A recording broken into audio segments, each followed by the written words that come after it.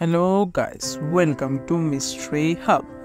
আমরা এমন অনেক রকমের রহস্যময় স্টোরি এই আমাদের চ্যানেলে কভার করেছি, যেখানে আমরা কিছুদিন আগে কভার করেছিলাম কাস্ট একটা জাহাজের ব্যাপার। তারপরে আমরা কভার করেছিলাম ট্রেন যেটা রহস্যময়ভাবে গায়েব হয়ে গেছে। ঠিক এরকমই পৃথিবীতে আরও বিভিন্ন রহস্যময় জিনিসপত্র ঘটছে। তার মধ্যেই এমন একটা স্টোরি আজকে আমরা কভার করব, যেটা হয়তো আমরা দুটো পার্টে কভার করতে চলেছি। যেখানে প্রথম পার্টে আমরা এই স্টোরির কিছুটা অংশ নিয়ে কথা বলবো এবং সেকেন্ড পার্টে সম্পূর্ণ ভিডিওটাকে শেষ করবো।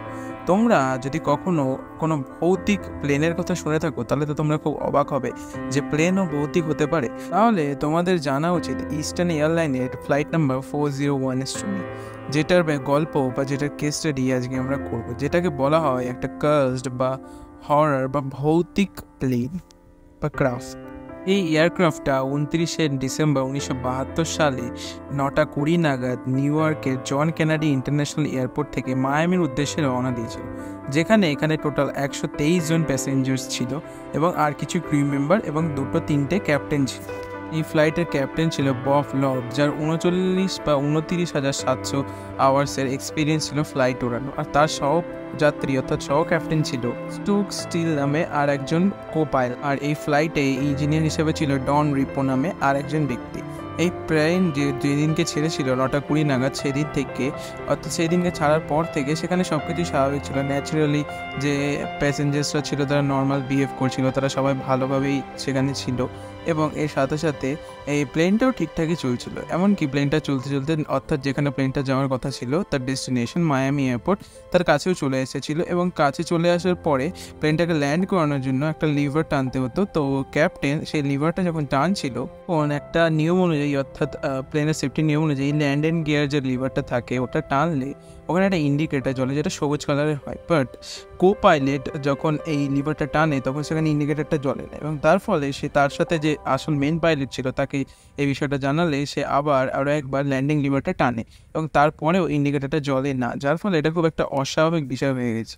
এবং ইন্ডিকেটারটা যেহেতু এখানে জ্বলেছিল না, তার জন্য তাদের প্লেনটা নামানোরও কোনো নির্দেশ ছিল না, কারণ ইন্ডিকেটার না জ্বলাকালীন তারা বুঝতে পারছিল না যে প্লেনটা ল্যান্ড করতে পারবে কি পারবে না। তার জন্য তারা প্লেনটা ল্যান্ডও করাচ্ছিল না।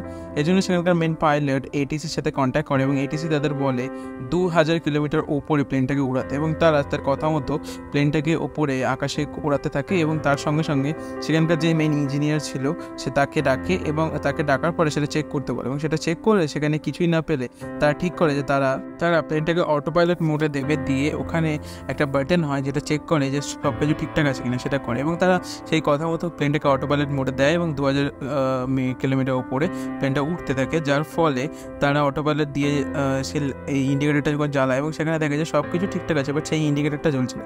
এরপরে ক্যাপ্টেন রিপো এটা দেখে খুব বিরক্তিকর হয় এবং তার ফলে ডন রেপো যে আরেকজন ইঞ্জিনিয়ার ছিল তাকে বলে যে সে একটা স্লাইড উইন্ডো খুলে নিচ থেকে দেখতে যে সেই ল্যান্ডিং ভেহিকেলগুলো খুলেছে কিনা। তো সে দেখে যে পিছনে যে ল্যান্ডিং ভেহিকেল সেগুলো খুলে গেছে, বাট সামনে যে নোজ যে ভেহিকেলগুলো থাকে, নোজ ল্যান্ডিংয়ে যে ভেহিকেলগুলো থাকে যেটা মেন, সেটা খোলেনি। তার ফলে তাদের ল্যান্ডিং করা কোনোভাবে সম্ভব না, কারণ এক্ষেত্রে যদি তারা ল্যান্ডিং করতে যায় তাহলে প্লেন খুব বড়সড় একটা কোনো দুর্ঘটনার সম্মুখীন হবে। আর এই সময় প্লেন অটো পাইলট মোডে যেহেতু দেওয়া ছিল, সেই সময়ের মধ্যে প্লেন 100 ফিট নিচে নেমে যায়, যার ফলে তাদের এই জিনিসটা বুঝতে অসুবিধা হয় যে তারা আসলে কোথায় যাচ্ছে।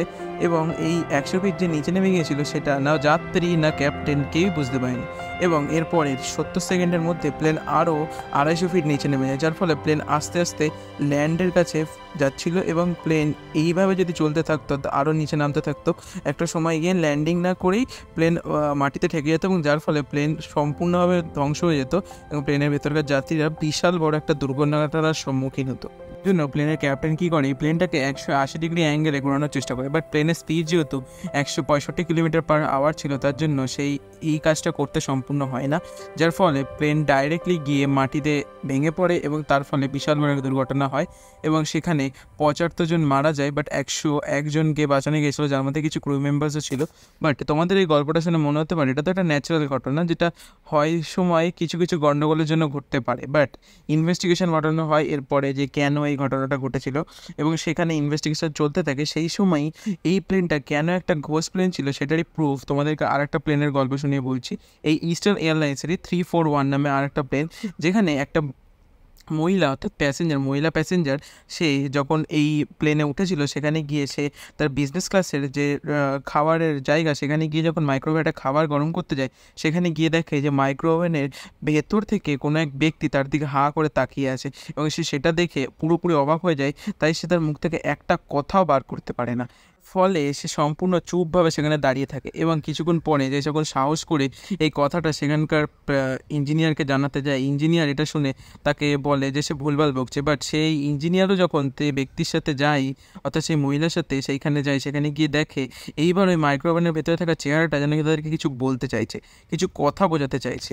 আর এই চেহারাটা ছিল আগের ফ্লাইট অর্থাৎ প্লেন নাম্বার 401-এর ডন রেপো নামে সেই ফ্লাইট ইঞ্জিনিয়ার, যে কিছু একটা বোঝাতে চাইছিল। আর এইটা কি বোঝাতে চাইছিল আর কেনই বা ডন রেপো সেই দুর্ঘটনায় মারা যাওয়ার পরে আবার এই ফ্লাইটে দেখা দিল, সেই সবই জানাবো তোমাদেরকে পরের ভিডিওতে। ধন্যবাদ।